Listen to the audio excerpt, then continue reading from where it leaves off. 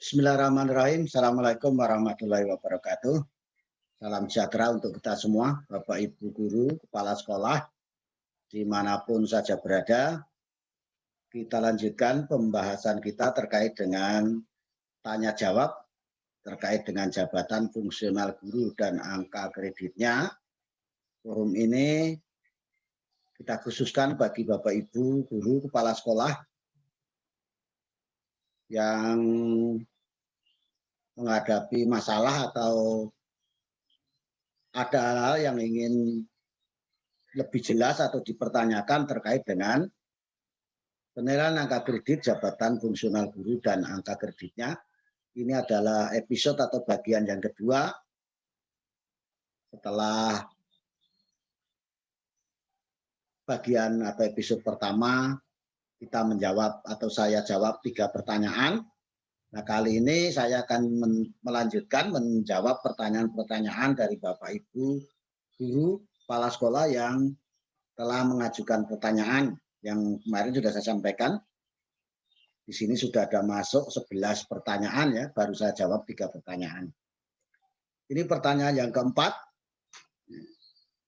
Saya bacakan pertanyaannya. Assalamualaikum warahmatullahi wabarakatuh. Waalaikumsalam warahmatullahi wabarakatuh.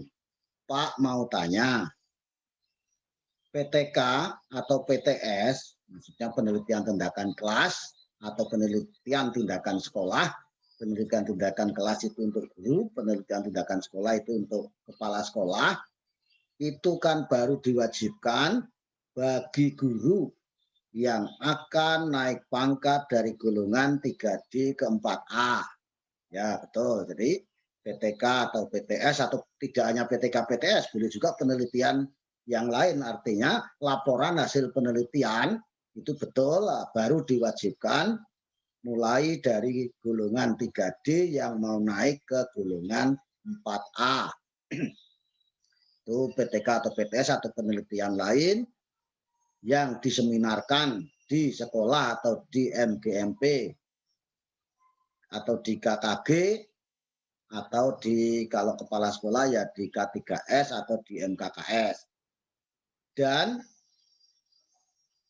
penilaian PTK atau PTS termasuk di dalamnya penelitian lain ya, di jurnal ber-ISSN itu kan baru diwajibkan bagi guru yang akan naik pangkat dari golongan 4A ke 4B ke atas. Ya betul. Jadi menulis laporan hasil penelitian kemudian dijurnalkan atau diterbitkan di jurnal ber-ISSN sekurang-kurangnya tingkat kabupaten kota ya Bapak Ibu, itu baru diwajibkan bagi guru kepala sekolah yang mau naik dari golongan 4A ke golongan 4B ke atas. Pertanyaannya, apakah jika guru golongan 3A, 3B, dan 3C melakukan hal tersebut, tidak akan dinilai atau tidak akan diberi nilai angka kredit? Saya jawab, meskipun Bapak Ibu melakukan kegiatan PKB yang belum diwajibkan, di episode 1 sebenarnya juga sudah saya jawab ini. Itu kalau Bapak Ibu melakukan tetap akan diberi nilai angka kredit. Bahkan Bapak Ibu yang masih golongan 2 pun kalau melakukan kegiatan PKB meskipun belum wajib, itu tetap akan diberi nilai sesuai dengan nilai yang dilakukan oleh guru golongan 3C, 3D, 4A, dan seterusnya ke atas kalau Bapak Ibu melakukannya. Namanya belum wajib itu kalau dalam bahasa agama kan sunnah. Sunnah itu artinya Bapak Ibu melakukan diberi pahala, tidak melakukan tidaklah berdosa. Maksudnya Bapak Ibu melakukan kegiatan-kegiatan itu baik PTK, PTS, menulis di jurnal, menulis buku, atau apapun, meskipun belum diwajibkan, Bapak Ibu kalau melakukannya tetap diberi nilai angka kredit. Jadi jelas Bapak Ibu ya, sudah saya jawab ya. Pertanyaan yang kelima, Assalamualaikum.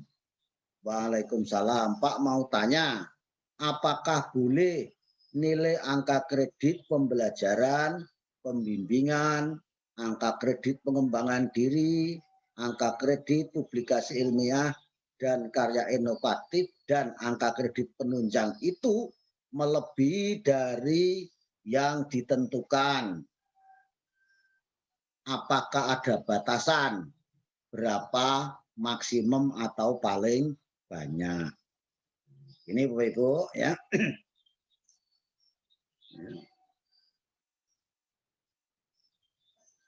Untuk pengusulan angka kredit jabatan fungsional guru, unsur pembelajaran, pembimbingan, pengembangan diri, publikasi ilmiah, dan karya inovatif itu boleh melebihi dari angka yang ditentukan.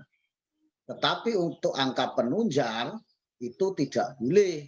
Angka penunjang itu maksimum 10% dari angka kredit yang diperlukan Bapak Ibu guru mau naik pangkat dari golongan yang satu ke golongan yang di atasnya. Misalnya Bapak Ibu mau naik dari golongan 3A ke 3B. Itu kan 3A itu 100, 3B itu 150. Berarti Bapak Ibu memerlukan nilai angka kredit kumulatif sebesar 50.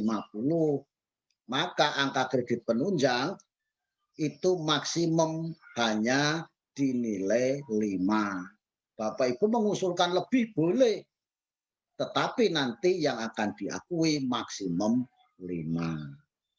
Sedangkan untuk pembelajaran pembimbingan, untuk kegiatan pengembangan keprofesian berkelanjutan atau PKB, pengembangan diri, publikasi ilmiah dan atau karya inovatif itu tidak ada batasan. Hanya batasannya untuk buku pedoman guru itu hanya dinilai 1. Kan kemarin sudah saya sampaikan. Kemudian ada modul, diktat, kemudian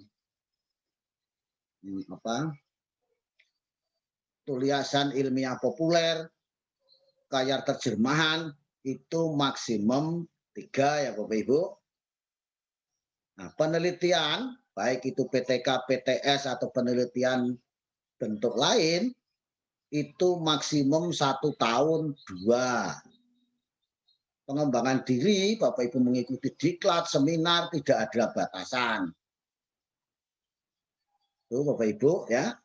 Itu batasan-batasannya, silakan nanti dilihat di YouTube saya di bagian angka kredit unsur PKB ya, itu. Saya kira jelas Bapak Ibu ya. Jadi yang ada batasannya tadi buku pedoman guru itu hanya boleh 1 untuk 1 kali naik pangkat. Jadi nanti kalau membuat buku pedoman guru lagi ya tunggu nanti mau naik pangkat pada periode berikutnya. Untuk angka penunjang jelas maksimum itu hanya 5% dari jumlah angka kredit yang diperlukan untuk naik pangkat. Sedangkan penelitian PTK, PTS atau penelitian lain maksimum itu 2 dalam 1 tahun. Otomatis jurnalnya juga maksimum 2. Karena kan jurnal itu dari hasil penelitian Bapak Ibu itu yang diterbitkan di jurnal. Kemudian tadi antara modul, diktat, karya terjemahan, tulisan ilmiah populer itu maksimum 3.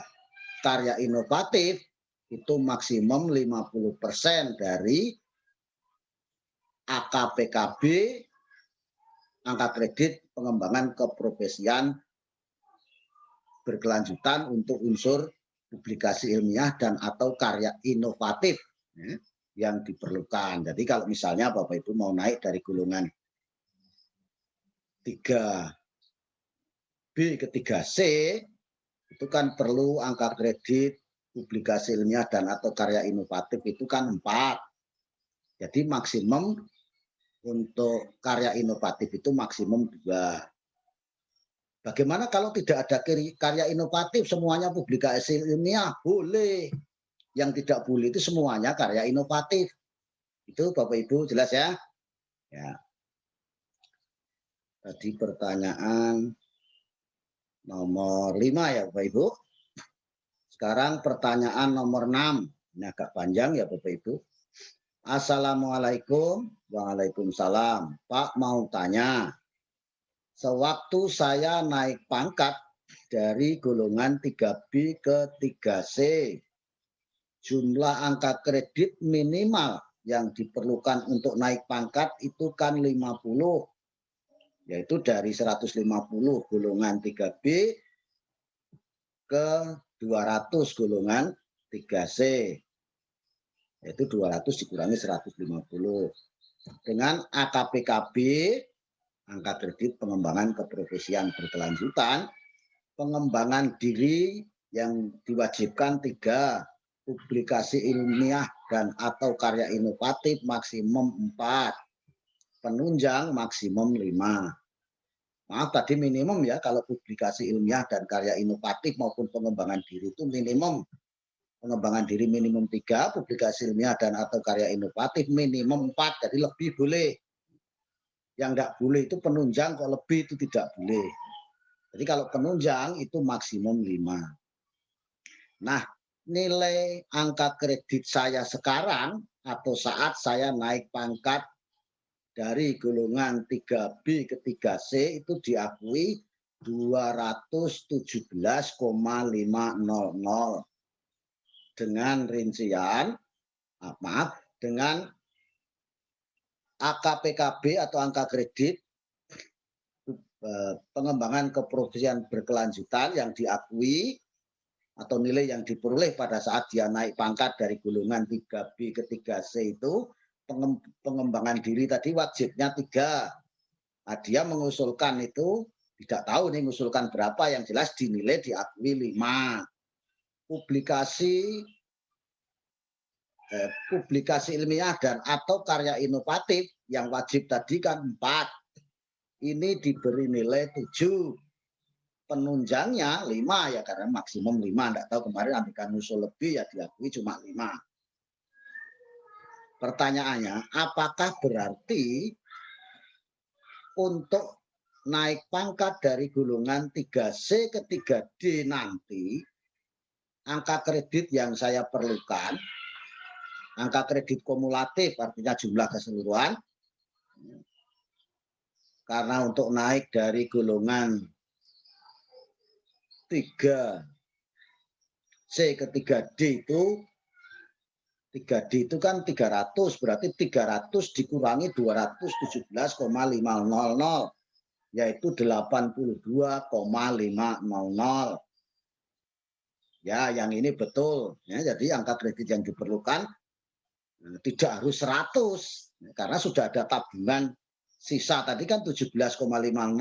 Jadi yang diperlukan jumlahnya hanya 82,500. Ini betul untuk jumlahnya. Kemudian untuk angka kredit pengembangan diri kan diperlukan 3 lagi. Tadi kan perlu 3 dinilai 5, berarti sisa 2. Apakah berarti 3 dikurangi 2 tinggal kurang 1 lagi untuk pengembangan diri? Kemudian apakah angka kredit publikasi ilmiah dan atau karya inovatif tadi karena diperlukan tadi kan 4, tapi dinilai 7, berarti ada sisa 3. Apakah nanti publikasi ilmiah dan atau karya inovatif itu yang diperlukan tinggal 6? Kan tadi diperlukan 4, berarti sisa 3 ya Bapak Ibu. 6 dikurang 3 tinggal perlu 4 lagi. Nah ini yang tidak bisa Bapak Ibu ya. Ya Bapak Ibu ya. Jadi kalau angka kredit kumulatif, angka kredit termasuk pembelajaran dan pembimbingan itu bisa ditabung. Tetapi untuk angka kredit PKB, pengembangan keprofesian berkelanjutan, baik itu pengembangan diri maupun karya inovatif, publikasi ilmiah dan karya inovatif itu tidak bisa ditabung. Jadi kalau Bapak Ibu mau naik pangkat dari golongan 3C ke 3D, pengembangan diri yang diperlukan ya sesuai dengan yang diperlukan. Apakah 3 ataukah 4? 4 rasanya Bapak Ibu ya, 3 ya. Kalau 3D ke 4A baru 4. Jadi ya harus mengumpulkan angka pengembangan dirinya 3 lagi. Demikian juga publikasi ilmiah dan atau karya inovatifnya tidak mengumpulkan 4, harus 6. Ya. Jelas ya Bapak Ibu. Jadi AKPKB itu angka kredit pengembangan keprofesian berkelanjutan, baik pengembangan diri maupun publikasi ilmiah dan atau karya inovatif itu tidak bisa ditabung. Jadi begitu naik pangkat, dinolkan lagi, maksudnya dinolkan itu angka yang diperlukan ya sesuai dengan angka yang diperlukan untuk naik pangkat. Jadi kalau mau dari 3D ke 4A, itu ya berarti 3C ke 3D, maaf ini dari 3C ke 3D nanti, ya berarti diperlukan untuk pengembangan dirinya ya 3 lagi, bukannya 1. Publikasi ilmiah karya inovatifnya ya 6, bukan 6 dikurangi 4 lalu 3. Itu ya Bapak Ibu. Nah ini mudah-mudahan jelas. Nah, itu terkait dengan angka kredit, pengembangan diri, publikasi ilmiah dan atau karya inovatif itu ketika naik pangkat, sudah naik pangkat, angka kredit yang diperlukan untuk naik pangkat selanjutnya itu untuk pengembangan diri, publikasi ilmiah dan atau karya inovatif atau unsur PKB-nya itu tetap sesuai dengan angka yang diperlukan untuk naik pangkat selanjutnya, tidak bisa ditabung. Satu lagi Bapak Ibu. Assalamualaikum Pak. Waalaikumsalam Pak, saya Endang dari SD 07 Kota Batam, Kepulauan Riau ya Bapak Ibu. Pertanyaannya, jika saya menyusun buku pedoman guru tahun ajaran 2020-2021, berarti SKP sasaran kerja pegawai ya Bapak Ibu, tahun berapa yang saya cantumkan atau saya gunakan sebagai dasar untuk menyusun buku pedoman guru tersebut Pak? Apakah tahun 2020 atau tahun 2021? Rupanya peserta seminar webinar tanggal 13 Februari yang lalu tentang praktek menulis buku pedoman guru. Jadi begini Bapak Ibu, karena buku pedoman guru itu kan disusun atau dibuat di awal tahun pelajaran, berarti bulan Juni atau Juli begitu Bapak Ibu. Sedangkan SKP itu disusun di awal tahun anggaran, yaitu bulan Januari. Nah, maka kalau Bapak Ibu menyusun buku pedoman guru tahun ajaran 2020-2021, berarti kan disusun pada bulan Juni 2020 atau Juli 2020. Maka kalau SKP-nya yang tahun 2021 kan belum dibuat. Berarti Bapak Ibu menggunakan dasarnya itu menggunakan SKP tahun 2020 yang sudah disusun pada bulan Januari. Nah, demikian Bapak Ibu. Mudah-mudahan ini jelas ya. Nanti kita lanjutkan untuk pertanyaan selanjutnya. Ini masih ada 4 pertanyaan yang cukup panjang. Mudah-mudahan nanti bisa kita lanjutkan. Nah, sebelumnya saya akan share screen.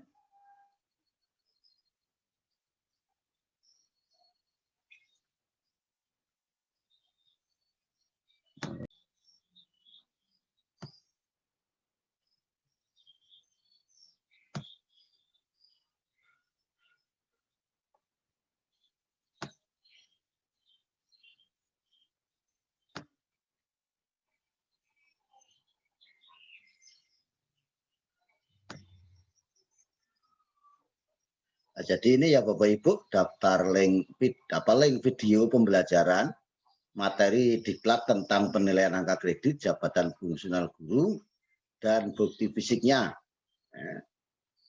Ada 14 link ya Bapak Ibu. Yang pertama adalah penilaian angka kredit jabatan fungsional guru dari unsur utama pendidikan dan unsur penunjang. Yang kedua dari unsur utama pembelajaran dan bimbingan. Ini ada 2 bagian Bapak Ibu. Yang keempat, penilaian angka kredit dari unsur PKB. Kemudian sub unsur pengembangan diri. Di sini ada praktek menulis laporan pengembangan diri Bapak Ibu. Di nomor 5 ini. Nomor 6, nilai angka kredit jabatan fungsional guru dari unsur PKB sub unsur publikasi ilmiah bagian pertama. Bagian pertama belum ada praktek, di bagian kedua itu ada praktek menulis buku pedoman guru. Dari draft sampai contoh yang sudah jadi ada di bagian 7 ini di video nomor 7. Nomor 8 ini dari unsur sub unsur karya inovatif bagian 1. Nomor 9 karya inovatif bagian 2. Di sini ada praktek menulis laporan pembuatan alat peraga, 10 prosedur pengajuan dupak, 11 praktek menyusun dupak. Ini ada prakteknya ya, nomor 11 dan 12. Nomor 13 penilaian angka kredit penyelesaian ijazah S1 atau D4 yang sesuai dengan bidang yang diampu dan kenaikan pangkat guru golongan 2.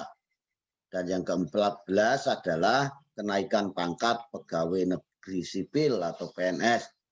Nah, di nomor 14 itu dijelaskan bahwa pegawai negeri sipil yang menduduki jabatan fungsional tertentu itu tidak harus 4 tahun naik pangkat, bisa 24 tahun, termasuk syarat-syaratnya. Kemudian Bapak Ibu sekalian, kalau Bapak Ibu mau mengajukan pertanyaan terkait dengan penilaian angka kredit dan jabatan fungsional guru, itu bisa Bapak Ibu ajukan lewat email saya. Itu ada 3, dalyana.spd@gmail.com, dalyana.lpmpkaltim@gmail.com, atau dalyana_lpmp@yahoo.com. Bisa juga Bapak Ibu telepon SMS ke nomor, ini ada 3 nomor, 0821 530 03192 atau 0853 456 06490.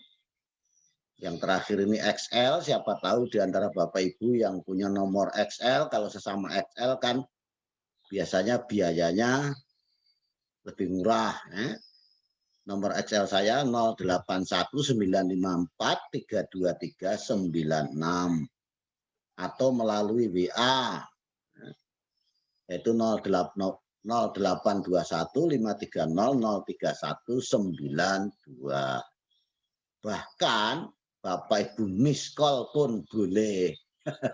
Tetapi miss call itu tanda tak mampu. Nah, ya Bapak Ibu jangan lupa subscribe, like, and share-nya ya terhadap video-video tutorial saya biar saya tambah bersemangat membuat video-video tutorial. Insya Allah sementara ini masih bebas iklan ya, gratis. Oh ya, terima kasih bagi teman-teman Bapak Ibu yang sudah subscribe, like, and share video-video saya. Nah, bagi yang belum, nah, ditunggu. Ya.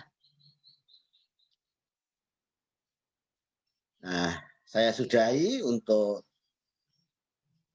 forum tanya jawab terkait jabatan fungsional guru dan angka kreditnya untuk episode atau bagian kedua ini. Insya Allah nanti kita akan lanjutkan pada bagian atau episode ketiga. Dan kalau ada pertanyaan-pertanyaan lagi ya kita lanjut ke episode 4 dan seterusnya. Tapi kalau sudah tidak ada lagi yang bertanya ya berarti hanya sampai ke episode atau bagian ketiga. Kalau ada hal-hal yang kurang berkenan atau bahkan mungkin ada yang salah, mohon kritik dan sarannya. Dan juga tidak lupa saya mohon maaf ya, atas segala khilaf dan salah. Akhirnya tetap berharap mudah-mudahan ini bermanfaat bagi siapa saja yang memerlukan. Kalau memang dirasa ini bermanfaat, silakan bisa dibagikan ke teman-teman, ke Bapak Ibu guru, kepala sekolah yang lain, agar bisa memperoleh manfaat dari video tutorial saya ini. Saya akhiri, Assalamualaikum warahmatullahi wabarakatuh. Salam sejahtera untuk kita semuanya. Terima kasih.